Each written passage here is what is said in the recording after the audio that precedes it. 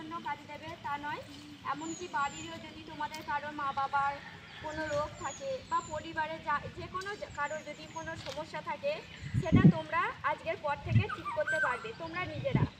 সেটা কীভাবে করবে সেটা আজকে আমরা শিখিয়ে দিয়ে যাব।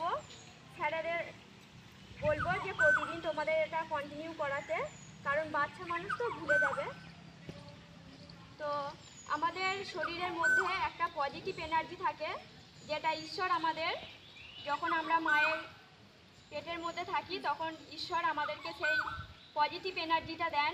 এটা দুবার আমাদের ঈশ্বরের সাথে বিচ্ছিন্ন হয়। আপনারা আসুন, এদিকে আসুন না। পেটের মধ্যে থেকে 3 মাসের আমাদের বয়স হয় তখন একবার, যখন আমরা মায়ের পেট থেকে বেরোই আমাদের নাড়ি কাট হয় সে তখন একবার। তো সেই আমরা ঈশ্বরের থেকে বিচ্ছিন্ন হয়েছি, আজকে আমরা ঈশ্বরের সাথে আবার যুক্ত হব।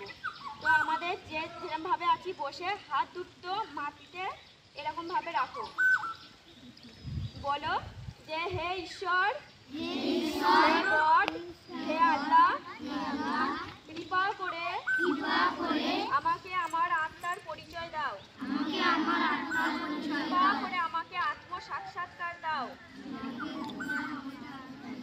চোখটা বন্ধ করে নাও সবাই, মন থেকে বলো প্রার্থনা, ঠিক আছে? ধ্যান করবে না, মন থেকে প্রার্থনা।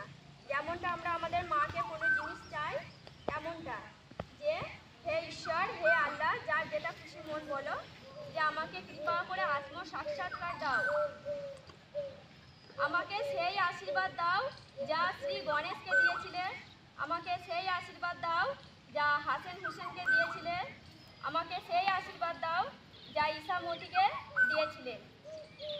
কৃপা করে আমাদের অনুভব দাও, হে ঈশ্বর, হে আল্লাহ, আমাদের কৃপা করে অনুভব দাও।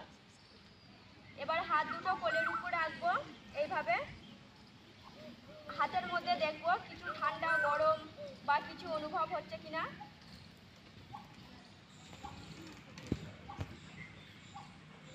বলো মা, কৃপা করে আমাদের অনুভব দাও,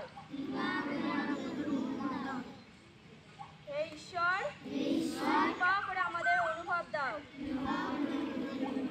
হে ঈশ্বর, এটাই কি তোমার প্রেম শক্তি? এই শক্তির দ্বারাই কি আমাদের পড়াশোনা ভালো হবে? এই শক্তির দ্বারাই কি সমস্ত রোগ নিরাময় হবে? এটাই কি গঙ্গার গঙ্গা জল? এই ঠান্ডা অনুভব বা যা কিছু হচ্ছে এটা যদি বাড়ে তো এটা ঠিক, আর যদি কমে তাহলে এটা ভুল। এবার হাতগুলো নাববে দাও আস্তে আস্তে, হাতে তাকাও। কারো কিছু অনুভব হয়েছে? কেউ হাতে কিছু পেয়েছো? ঠান্ডা গরম চিনচিন ঝিনঝিন কি হচ্ছে বলো? গরম চিনি, আমার একটা গরম, আমার একটা গরম, আমার একটা গরম, ঠিক আছে, আমাদের এই রিপিট করা যাবে এটা? হ্যাঁ গরম হচ্ছে, হ্যাঁ গরম।